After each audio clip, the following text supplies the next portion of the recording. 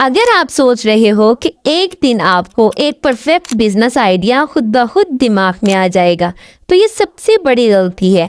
Idea खुद नहीं आता, उनको डिज़ाइन करना पड़ता है। और आज मैं आपको सिखाऊंगी वो तरीका जो सक्सेसफुल एंटरप्रेन्योर यूज़ करते हैं।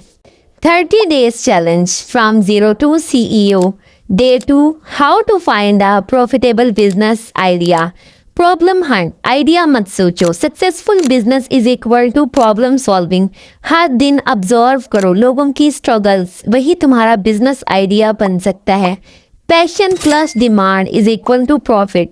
जो तुम्हें करना पसंद है उसको उन चीज़ों के साथ जोड़ो जो लोग ऑलरेडी बाय करते हैं। Passion plus demand is equal to winning formula. अपना आइडिया टेस्ट करो बिना पैसा वेस्ट किए। Social media poll, WhatsApp offer या दोस्तों में ट्रायल रन। अगर रिस्पॉन्स अच्छा मिले, आइडिया रेडी है।